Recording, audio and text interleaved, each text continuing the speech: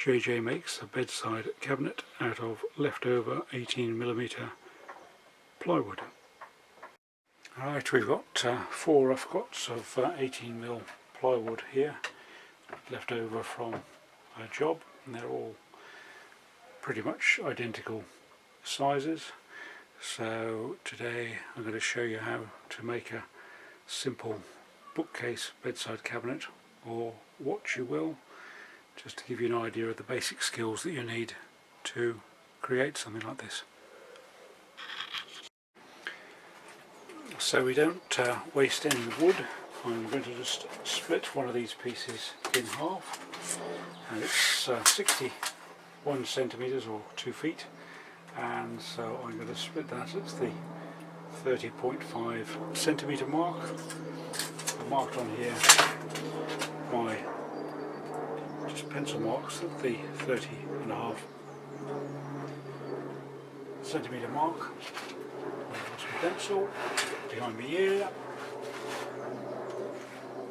So now what I'm going to do is use the saw. These saws are all very good because they've got, you can either use that edge there to make a 90 degree, or you can use that edge there to make a 45. So you can either go like that to make a 45 degree angle across there, or straight across there. But if you use, make sure you've got a good square machine cut side, and then if you put that, line that up with your marks, and if you just rock it around like that slightly, then hopefully you'll get it in the right position, and your marks show that you've got it absolutely at 90 degrees. So we mark that across with our pencil, and then to make it easier when you're working on your own, as most of us, and many of us do, use what we call a solo clamp, which we then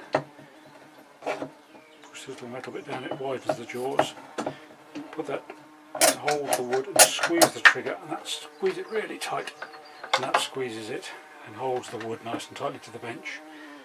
And we put our glove back on, and then we use the saw to cut it off. I tend to use this 9-point saw, which is a sort of more traditional tradesman's saw, because it cuts quite quickly. But when you learn, it sometimes pay, as you can see that, to use a saw which has a finer cut, so it has more teeth per inch or per centimetre than the bigger one, which means A, it does less damage to your hand, but if you've got your gloves on you should be reasonably safe, but it also means that it's easier to get started, and cuts are finer cuts, so you don't do so much damage to the wood, but it just means you have to cut a lot more slowly. But it's a good way to start. Alright, so I'm going back to my brand new saw with all the nice blue writing on it, and this solo clamp, as you see, is a bit in my way. Unfortunately, I'm a bit restricted by that, so what I'm going to do is I'm going to put it down the other way and put it underneath. I'm going to pull the wood out a little bit more, because otherwise the solo clamp is going to get in the way of my saw when we get that bit closer to the clamp. So I've turned the clamp upside down, done it up all nice and tight, and then we'll just pull that through. If you put your gloved hand against the line like that and use your gloved hand as a guide, then you can get started and just follow the line and blow the saw out of the way so as you can see your line.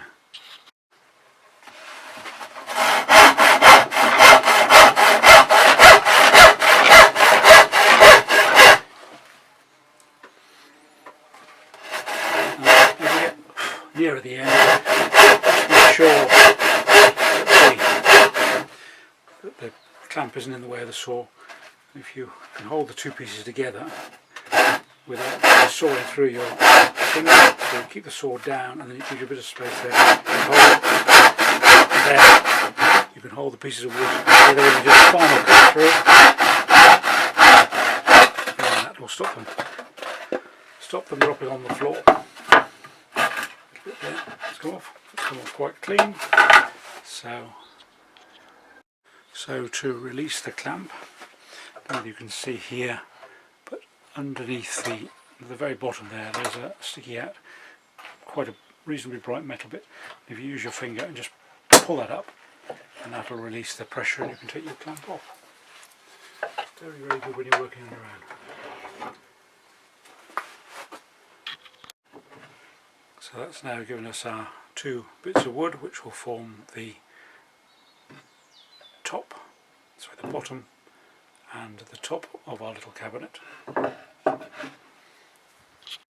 Now, bearing in mind that all the wood we're going to be putting together is 18mm thick, what we're going to do now is to use the width of the wood here as a template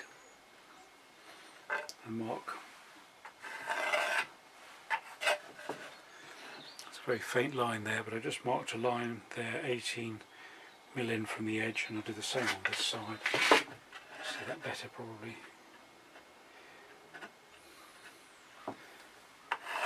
Nice line there.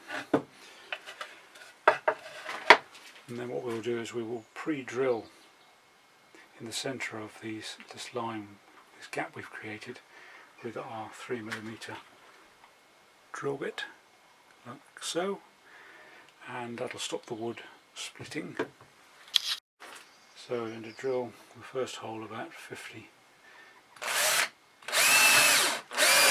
millimetres in. I'm drilling onto the old workbench, so I'm not too bothered about it, but if you're drilling on something that is important to you, put a piece of scrap wood underneath the centre of the,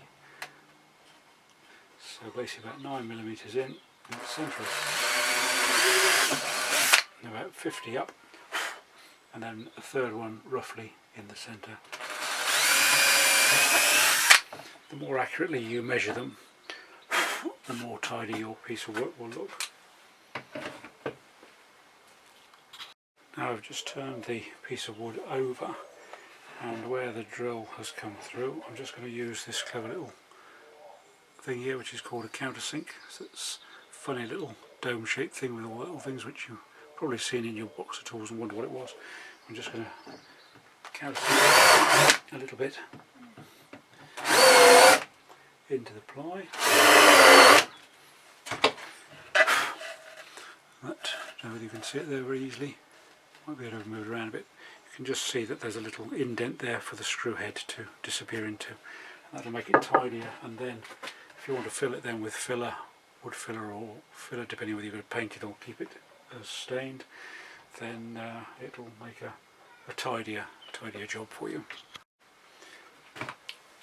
When you're drilling your holes in, try and make sure that the drill is as upright as possible. If you've got a set square like that, you can use that to keep the drill upright, and if you just put that against the drill, should keep it reasonably upright. Something you'll gradually get to learn as you go along when you get more confident. So we now got our two pieces nicely drilled and countersunk. So we'll put those to the side for a moment. Now these are the longer sides of the little cabinet. So at this stage, before we put the top and bottom on, it's best to decide where you want your centre shelf to go. So we need to measure that, and then we can put our little blocks into position which will then hold the shelf. But it's far easier to put the little shelf buttons on at this stage rather than try and put them in later on where you're a little bit more difficult to get your drill in and get your hands in there, etc, etc. So for this purpose I put the length of the block in. That should hold the shelf nice and steady, and assuming that where this little label is, which you can't see, we go up there, assuming that this is going to be the top edge that way, that's going to be the top. So then you have your single hole for your screw to go in at the bottom, and your two screws there going into the side panel of the cabinet. And we're going to use 25mm screws, and they're 25 3.5 screws. We're not going to pre-drill these. You can, if you like, just ever so slightly into the wood, but it's probably not that necessary for this purpose because they're fairly thin screws. Main thing to test is that the screw that you're putting in isn't too long for the thickness of the wood, so that's just about perfect. Right, so those have pull that down a bit there. So those little blocks have been put on with 25mm 3.5 screws. The main thing is to make sure that they're level that way, because otherwise you end up with a humpy diddly shelf, and you don't want a humpy diddly shelf. And we'll do the other side, and then we'll be ready to put the cabinet together. If you want to be sure that you've got it your blocks level, you can always put your trusty saw across again and use that as your guide, or just use your saw and put a line across, and then you've got an accurate guide to where to put your block. So we now put our base up against the flush in the front here. We'll call this the front of the cabinet. It's best to keep one side really nice and flush, just in case the other side's a bit dodgy. And then we're going to put in these 4x45mm screws to hold it all together. You'll probably find it easier just to start the screws off in your pre-drilled holes. Make sure you're going from the countersink side. The screw looks a bit cockeyed. Just make sure they don't go through right the way through to the other end, because otherwise the boards, they won't join up together very accurately. It'll make life a bit more difficult for you.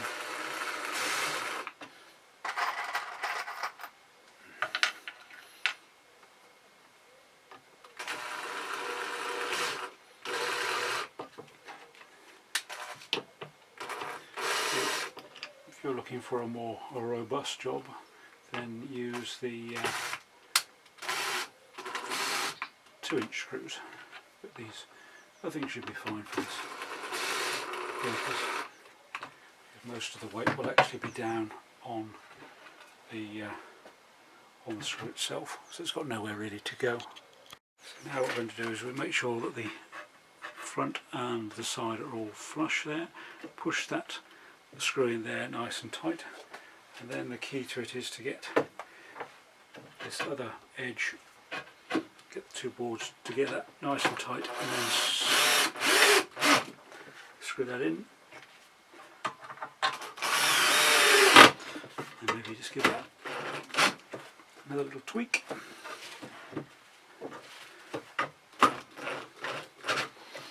If it's not absolutely perfectly tight there, it either means we've got the angle slightly wrong, or the edge of the wood has not been very well cut, which that should be a machined edge, so it must be something I've done.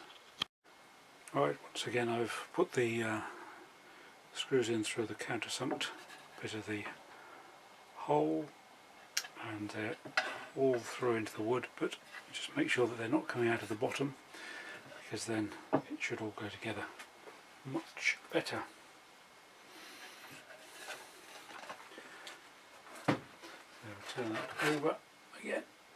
We've got something nice and tidy to work to, and then once again we'll get our front edge is now changed. Actually, our front edge is now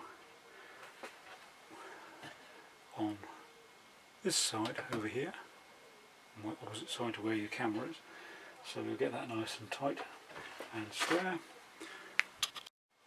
There you are, and now you've got your finished little bookshelves or bedside cabinet made out of basically leftover or scrap wood. And that's a solid little bedside table or shelf, which hasn't cost that much to make, really the cost of a few screws and a couple of brackets for the shelf to sit on, but the rest of it I had effectively anyway, and you get the satisfaction of knowing that you've actually built it yourself.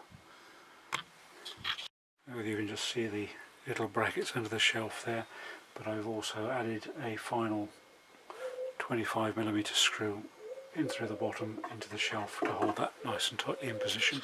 That's repeated for all 4 brackets. This is 18mm plywood, so you've got the lamination of the wood, which some people find attractive, other people don't.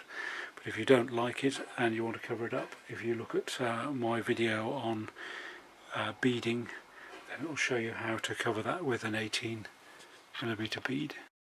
If you don't like the 18mm plywood laminate edging to cover up the plywood edge, you can use my beading YouTube video, which shows you how to cover this with this 18mm round, half round bead. Beading makes a nice tidy edge. Thank you for watching the video. Please do subscribe, because hopefully if we get enough subscribers and enough followers, it will enable me to help Acorns Children's Hospice further, and also Mind. So please do subscribe. Thank you very much indeed for watching. There will be many more unusual and hopefully interesting and informative videos in the future.